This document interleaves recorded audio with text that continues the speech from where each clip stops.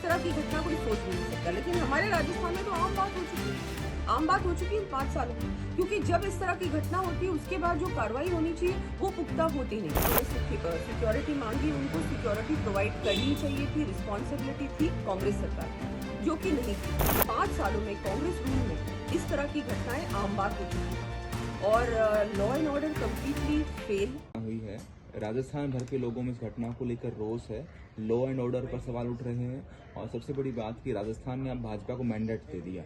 जी क्या होना चाहिए, क्या अभी तक हुआ है, क्या आपके पास फीडबैक है? जी बिल्कुल। कल जो घटना हुई थी हमारे राष्ट्रीय करणी सेना के अध्यक्ष श्री सुखदेव जी गोगामेडी जी के साथ जो कल हुआ, उनकी हत्या हुई, उनके घर के अंदर घुसकर उनकी हत्या की गई जयपुर में, राजधानी में।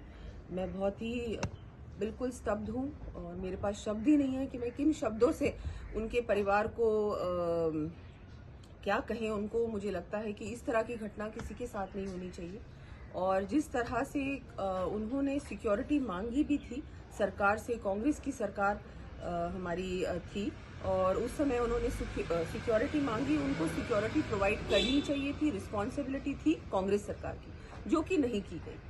और उसके बाद जो जिस तरह से उनके साथ जो हुआ, परिवार को मैं संवेदना व्यक्त करती हूँ और इस तरह की घटना जयपुर में होना, राजस्थान में होना, लेकिन ये भी कहना चाहूंगी एक आम बात हो चुकी है। गैंग वॉर्स होना राजस्थान में जो कभी किसी ने सुना भी नहीं था, अब इन 5 सालों में कांग्रेस रूल में इस तरह की घटनाएं आम बात हो चुकी है और law and order completely fail.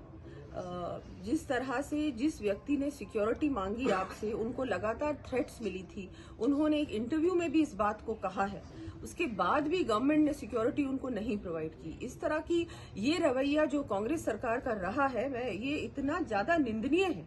उनको तो मुझे लगता है कि अब ये हो चुका, अब राजस्थान में ये हुआ, कल ये घटना हो गई, इसके बाद वो क्या कहेंगे, किस मुंह से वो लोग ऑपोजिशन में भी रह सकते हैं। कई घटनाएं मैडम बीच में हुई, जिस तरह सोशल मीडिया पर हत्या करने के बाद जिम्मेदारी लेते हैं, नेशनल स्तर पर दूसरे राज्यों की पुलिस कहती है कि खतरा है, फिर काम नहीं होता, और इंटरनेशनली कहते हैं कि हम दूसरे देश में बैठकर और फिर हम संचालन कर रहे हैं। तो एक बहुत बड़ा ये पूरा एक प्लान्ड ऑपरेशन होता है, लेकिन जो स्थानीय सरकार है उनकी रिस्पॉन्सिबिलिटी होती है कि इसकी जांच भी कराए और जिसने भी आपको कंप्लेन की है उसको सिक्योरिटी प्रोवाइड की जाए।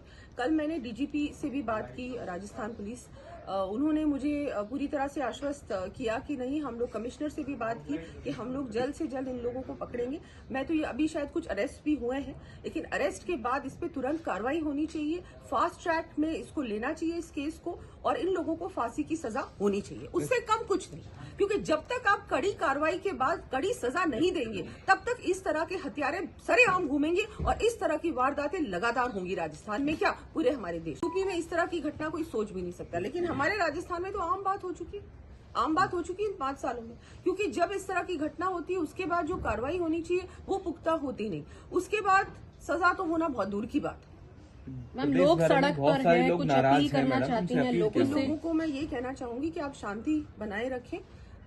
बिल्कुल प्रशासन अपनी कार्रवाई मुझे लगता है कि कर रहा है और हम लोग फिर सब लोग हैं ही, हम सब मिलकर उन पे दबाव भी डालेंगे कि जल्द से जल्द कार्रवाई हो और उसके बाद फास्ट ट्रैक में इस केस को ले जाया जाए और फिर तुरंत इन लोगों को जैसे ही जल्द से जल्द विदिन 1 और 2 मंथ्स, मैक्सिमम 3 मंथ्स के अंदर अंदर इसका हो जाना चाहिए जो भी होना है, और फिर इनको कड़ी सजा मिलनी चाहिए। दिन दहाड़े आप घर के अंदर घुसकर किसी की हत्या करते हो, इससे ज्यादा बड़ा आपको सबूत की क्या आवश्यकता है? वही सामने दिख रहा है सब कुछ।